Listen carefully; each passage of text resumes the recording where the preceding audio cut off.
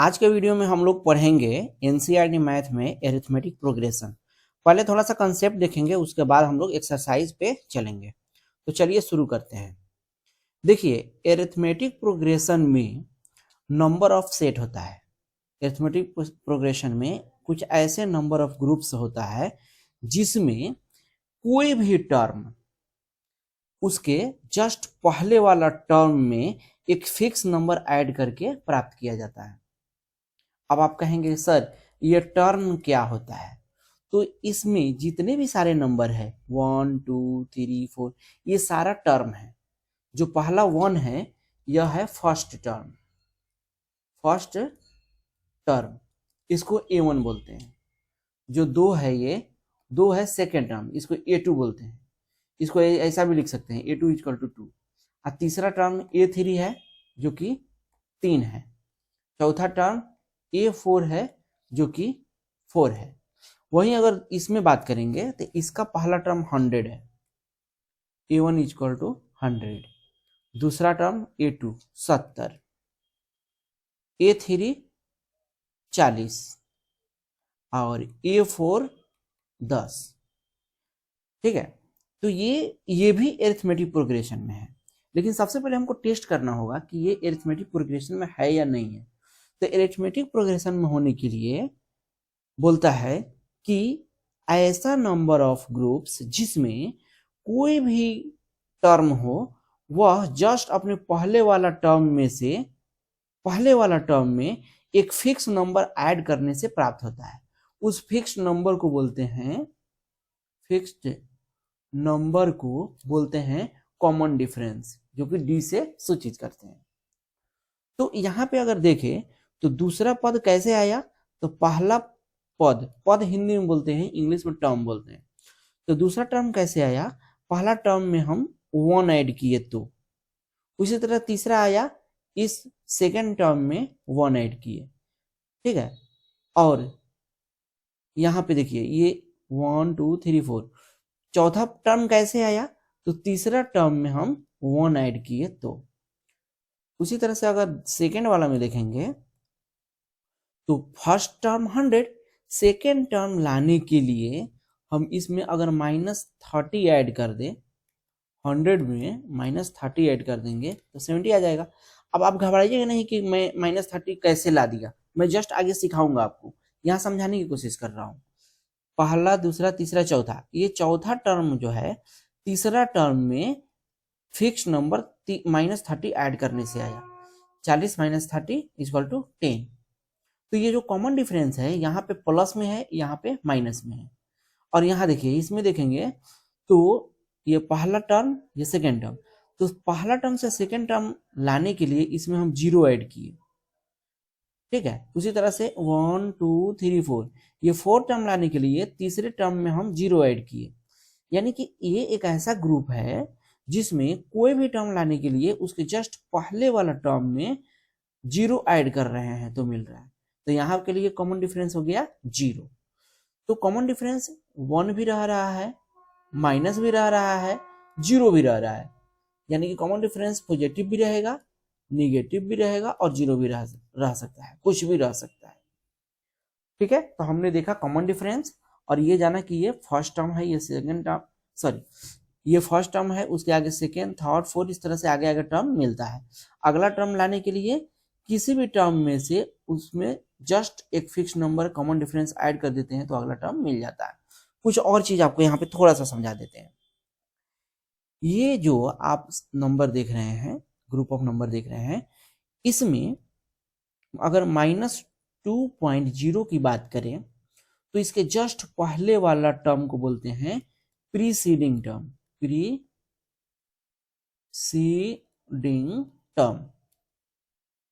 ठीक है, स्पेलिंग आप थोड़ा मिला लीजिएगा। ठीक है, और इसके जस्ट आगे वाला टर्म को बोलेंगे नेक्स्ट टर्म या सक्सीडिंग टर्म।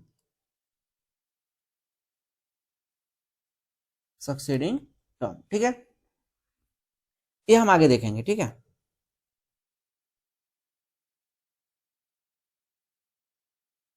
अब यहाँ पे ज्यादा ध्यान नहीं देंगे, जैसे कॉन्सेप्ट बनाएंगे हम लोग। कंसेप्ट अपना बनाएंगे हम लोग चैप्टर को बनाकर, ठीक है। चलिए एक्सरसाइज 5.1 को शुरू करते हैं। देखिए, in which of the following situation does the list of number involve make an arithmetic progression and why. बोल रहा है कि किसमें अरिथमेटिक प्रोग्रेशन बन रहा है और क्यों बन रहा है। ओके, सबसे पहला देखते हैं। The taxi fare after each kilometre when the fair is 15 rupees for the first kilometer and 8 rupees for each additional kilometer। मतलब कि कोई टैक्सी अगर भाड़े पे ले रहे हैं तो बोल रहा है कि सबसे पहला किलोमीटर चलेगा उसके लिए 15 रुपया लेगा, यानी कि फर्स्ट जो प्राइस होगा वो 15 रुपया होगा। लेकिन जस्ट उसके बाद अगला किलोमीटर चलेंगे, देखिए पहला किलोमीटर तो हम चल लिए 15 रुपया देके, अगला किलोमीटर चलेंगे तो इसमें 8 रुपया ऐड कर देगा, यानी कि 15 में 8 ऐड कर देगा, 15 8 23। फिर इसके जस्ट अगला चलेंगे तो इसमें फिर हम 8 रुपया फिर बढ़ जाएगा, तो 23 रुपया तो उसका हो गया था, इसमें फिर 8 रुपया बढ़ जाएगा, तो 23 8 31। फिर मान लेते हैं कि अगला 1 किलोमीटर चलना रहेगा, तो फिर 31 रुपया तो यहाँ तक पूरा हो गया था, फिर आगे 1 किलोमीटर के लिए फिर इसमें 8 रुपया बढ़ जाएगा, यानी कि 39 रुपीज। तो यहाँ देख रहे हैं कि फेयर का कीमत कैसे हो रहा है, पहले 15 है, फिर 23 रुपया है, 15 23, फिर 31 है, फिर 39 है, इस तरह से आगे बढ़ रहा है। तो क्या ये एपी में है, तो बोलेंगे यस ये एपी में है।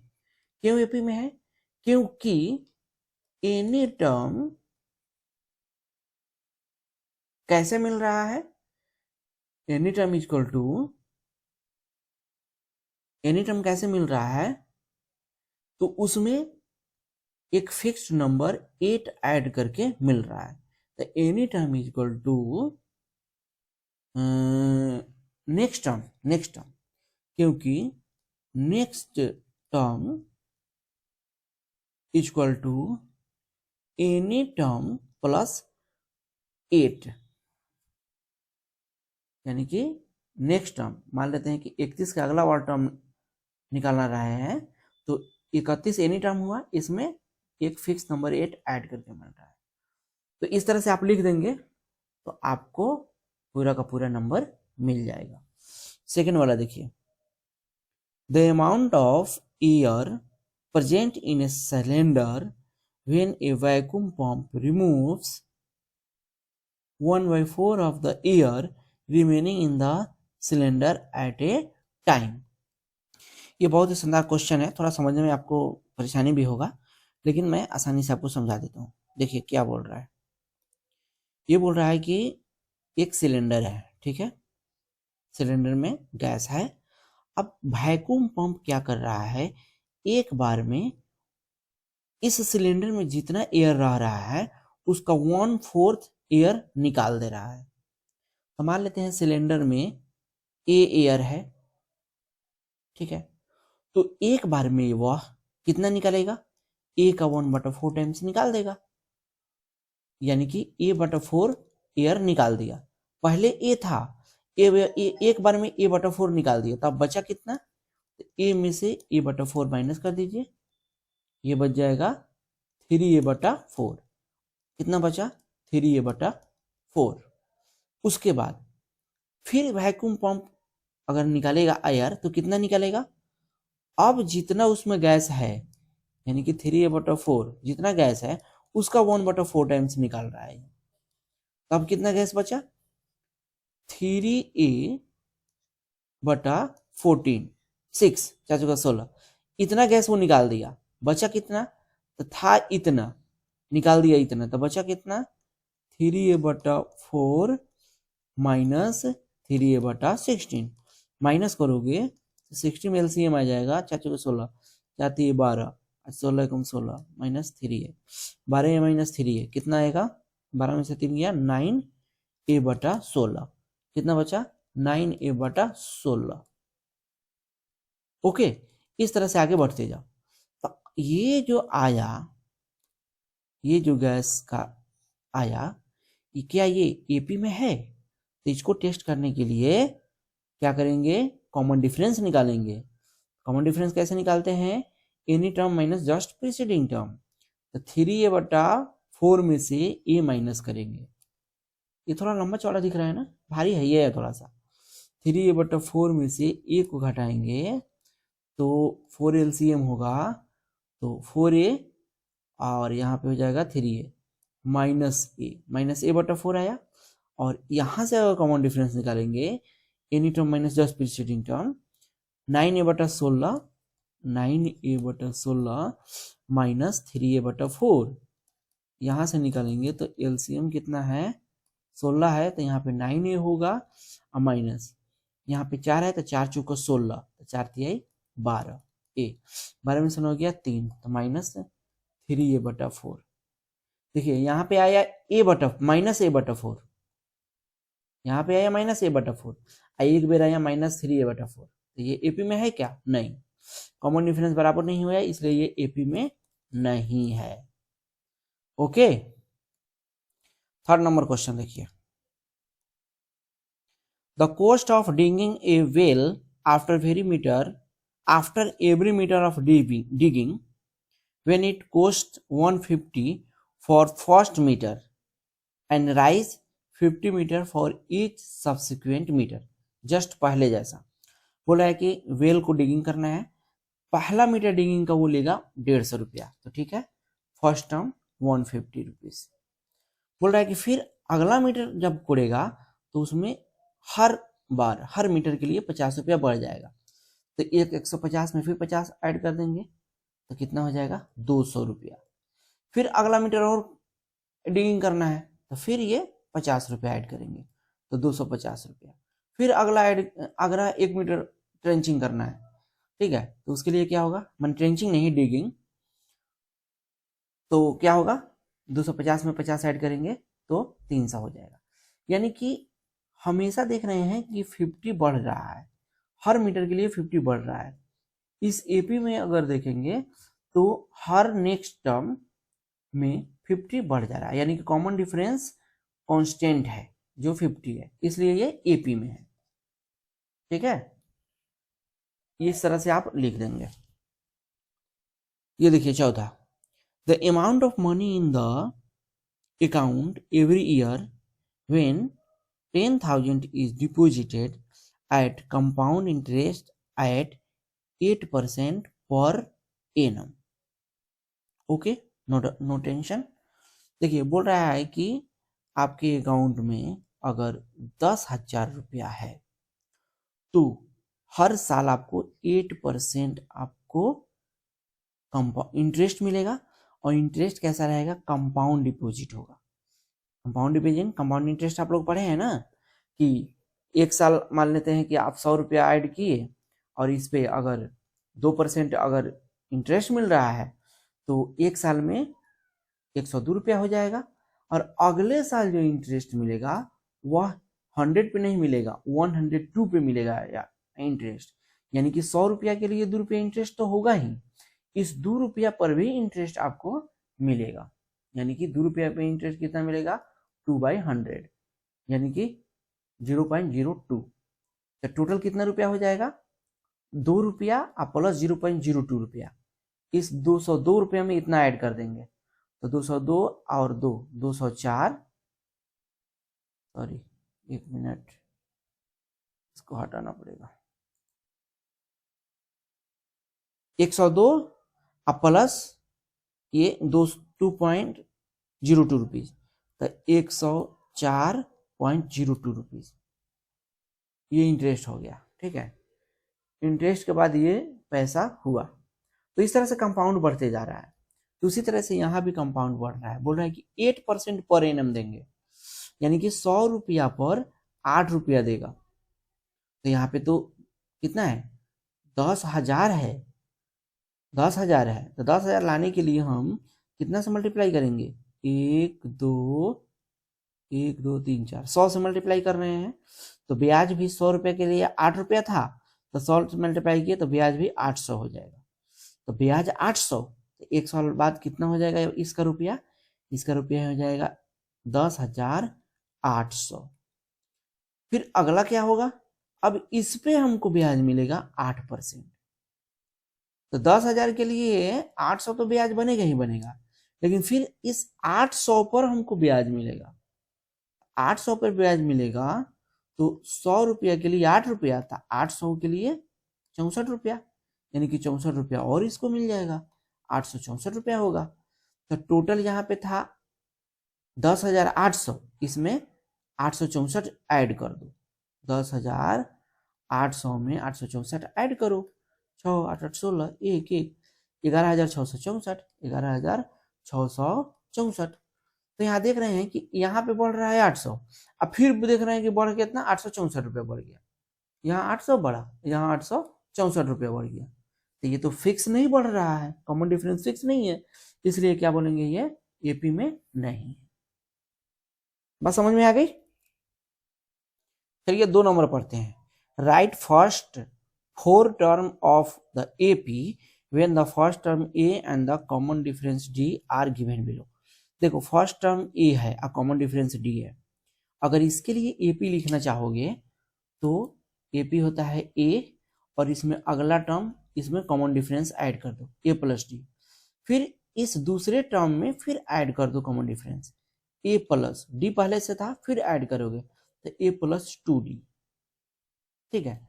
और इसके अगला पद निकालोगे तो फिर इसमें डी ऐड कर दो, तो ए प्लस 2d है, फिर डी ऐड करोगे तो 3d हो जाएगा। इस तरह से बढ़ जाएगा।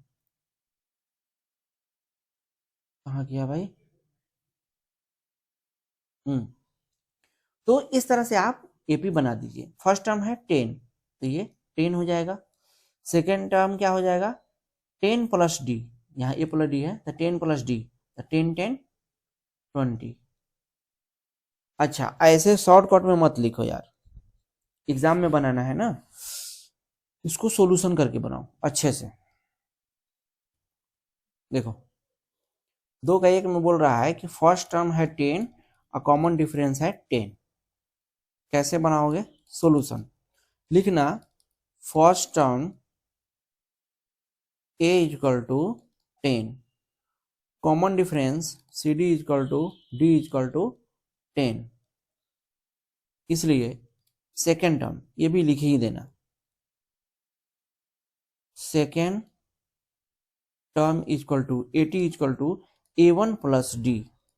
a1 के जगह पे लिख देना यहाँ पे 10, यहाँ a1 भी दे सकता है, ठीक है। a1 इक्वल टू 10 और इसमें d ऐड करो 10, 10 प्लस 10 20। फिर लिखो थर्ड टर्म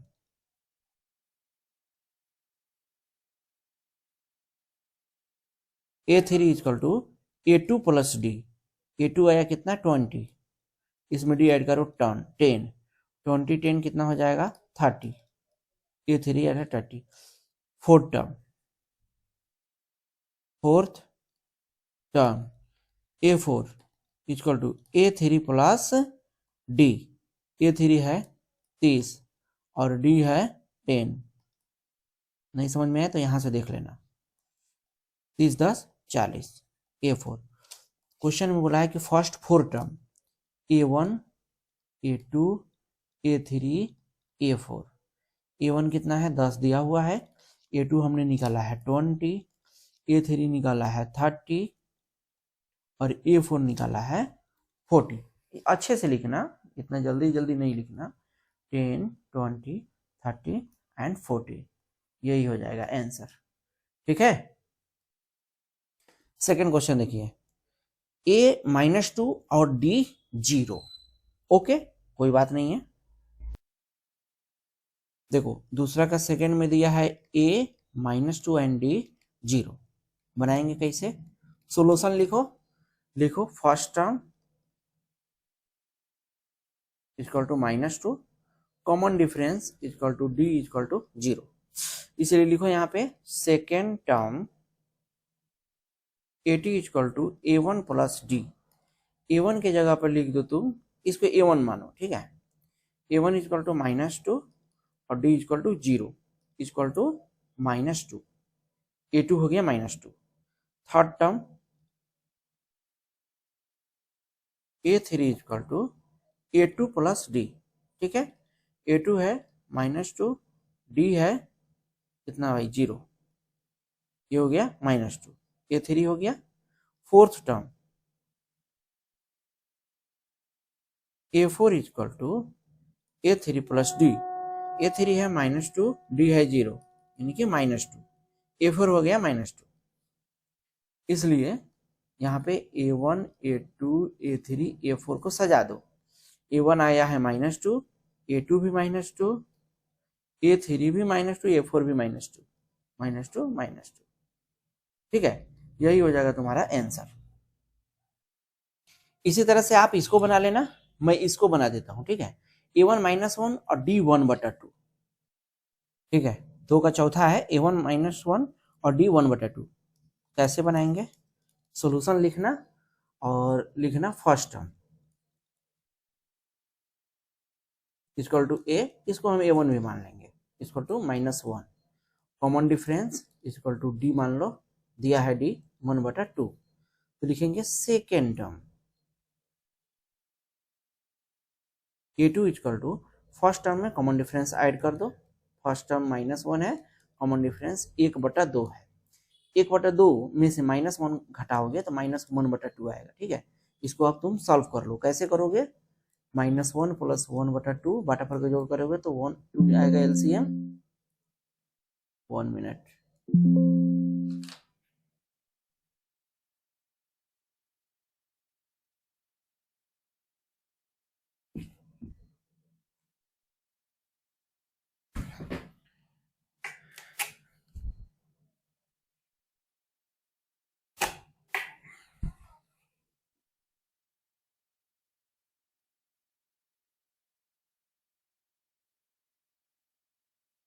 तो 2 है एलसीएम, यहाँ 1 है तो ऊपर हो जाएगा -2 प्लस 1, ये -1/2 होगा। ठीक है, -1/2।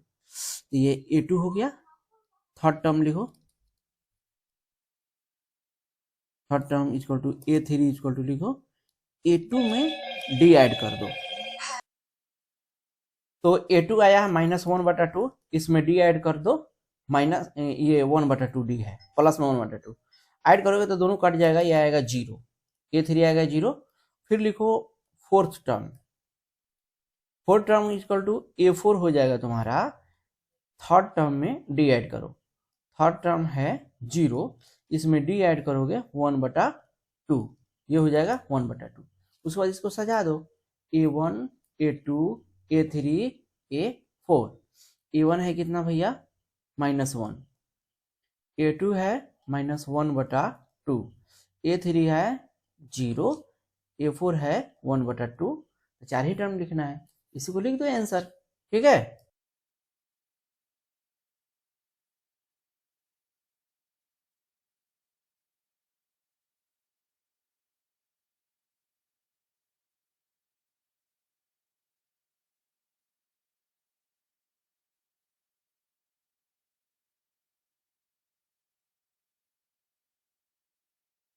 तीन number question, for the following APs यानी कि arithmetic progressions right the first term and the common difference. देखिए फर्स्ट टर्म तो ये जो पहले दिख गया वही फर्स्ट टर्म हो गया, तो आप लिख दीजिएगा फर्स्ट टर्म, लैंग्वेज में लिखिएगा first term A1 equal to 3।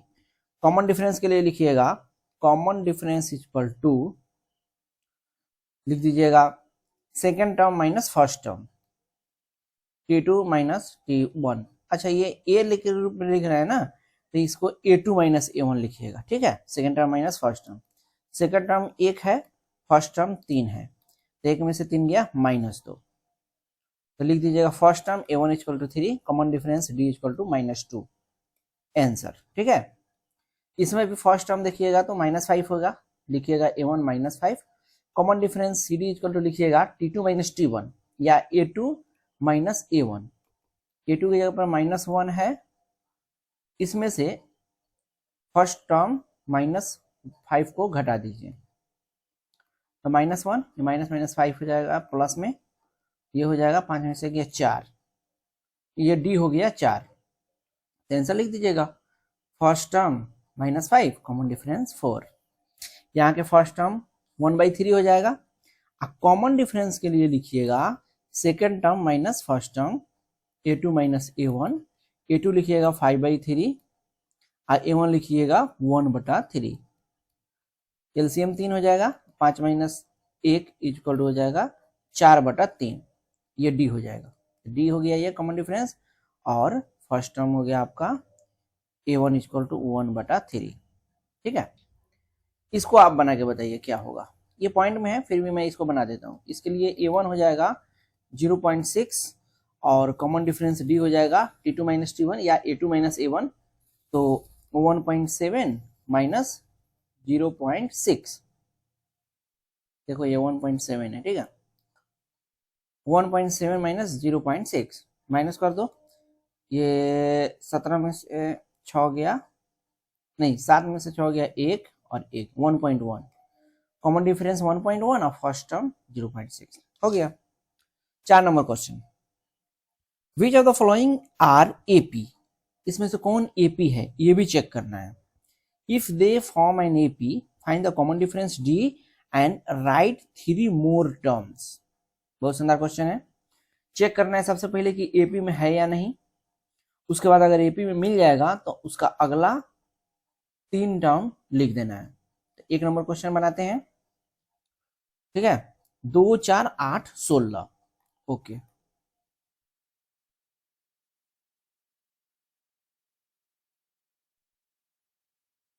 Solution 2 4 8 16 इस तरह से है। लिखेंगे first term A1 equal to 2, फिर लिखेंगे second term A2 equal to 4, उसी तरह से लिखेंगे third term A3 equal to 8। Language में भी लिख सकते हैं, ऐसे भी लिख सकते हैं। Fourth term A4 equal to 16, okay. अब लिखेंगे common difference,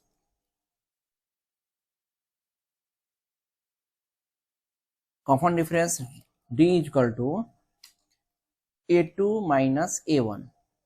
A2 minus A1 करो, 4 minus A2 4, A1 2, 4 minus 2 equal to 2। ये कॉमन डिफरेंस आ गया, ठीक है। उसके बाद ये कॉमन डिफरेंस D होता है क्या, A3 माइनस A2 भी।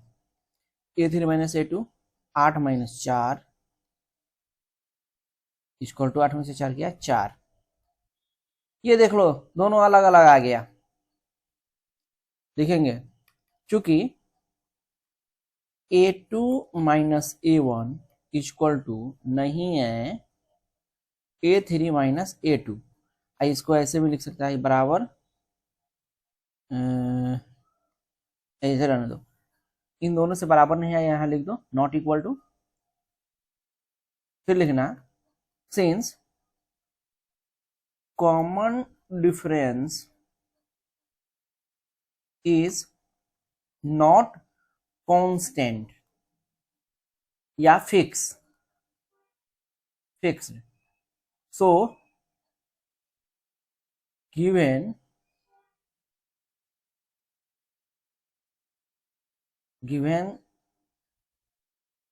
is not in AP या अरिथमेटिक प्रोग्रेशन, लिख देना आंसर, ठीक है। अब हम इसको देख लेते हैं 5 नंबर क्वेश्चन, ठीक है। 3 plus root 2, 3 plus 2 root 2, 3 plus 3 root 2, okay.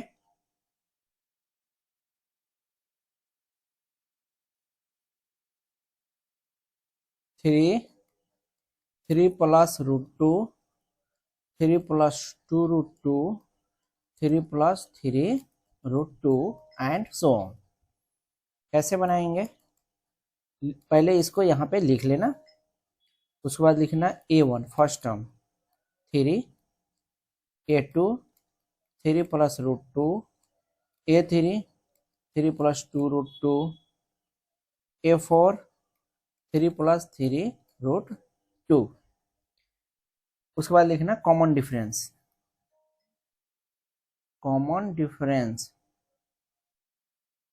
CD या D इक्वल टू, इन दोनों को यूज करके निकालो A2 minus A1, A2 minus A1। A2 का बदले लिखो 3 प्लस √2, A1 है 3 -3, माइनस A1 तो -3, ये 3 3 कट गया, आया √2, डी आया √2। फिर लिखो d इक्वल टू, इन दोनों को यूज करो, 3 - 2, A3 - A2, A3 है 3 + 2 √2, 3 + 2 √2, इसमें से माइनस करो 3 + √2, 3 + √2, ये देखो 3 + 2 √2 में से माइनस करोगे तो -3 या -√2, 3 3 तो ये कट जाएगा, 2 √2 और -√2, तो ये बचेगा केवल √2, डी आया √2। तो यहाँ पे लिख दो, since common difference d equal to A2 - A1 equal to A3 - A2, कितना आया √2 लिख दो, लिख देना, इसलिए दिस आर इन AP, यानी कि दिया हुआ है ये दिया हुआ जो सीरीज है वो AP में है। सीरीज नहीं, सीक्वेंस बोलेंगे, सीरीज रहता है ना तो सबको ऐड करके रहता है, given sequence is in AP, हो गया। अब बोला कि अगर AP में रहेगा तो अगला 4 निकालना है, 4 टर्म, ठीक है, कोई दिक्कत नहीं है। तो क्या करेंगे, A4 है, हमको निकालना है A5, लिखेंगे again A5 equal to A4 plus D, A4 है 3 + 3 √2 और D है √2, ऐड करेंगे 3 √2 मिलकर हो जाएगा 4 √2, तो 3 + 4 √2, ये हो जाएगा A5। उसी तरह से A6 बराबर होगा A5 प्लस D। अच्छा, A6 A7 कहाँ तक जाना है हमको 4 टर्म और आगे निकलना है, तो 4 है, A5 निकलना है, A6 A7 A8, 4 टर्म और निकालना है। तुम एग्जाम में ऐसे मत लिखना, ठीक है, यहाँ पे डायरेक्ट लिखना, A6 निकालना है, A5 को लिखो 3 + 4 √2 प्लस कॉमन डिफरेंस √2, ये हो जाएगा 3 + 4 √2 ऐड करेंगे तो 5 √2, A6 हो गया। A7 निकाल दो, A7 को equal to A6 plus D, A6 यहाँ 3 + 5 √2, 3 + 5 √2 में D जोड़ दो, D है कितना √2, अब देखो ये 3 हो जाएगा, 5 √2 में √2 जोड़ेगा तो 6 √2 होगा, तो A7 हो जाएगा 3 + 6 √2। अब A8 निकालोगे तो 8 होगा तुम्हारा A7 प्लस D, ये तुम निकाल के कमेंट करो कितना आएगा, ठीक है। बाकी तुम खुद से बनाना, नहीं बनेगा कमेंट करो, मैं बना दूंगा। कंसेप्ट क्लियर रहेगा तो बिल्कुल बनेगा। अब इसमें इसको बता देते हैं, ये 9 A² A3 AQ A के पावर 4, ओके।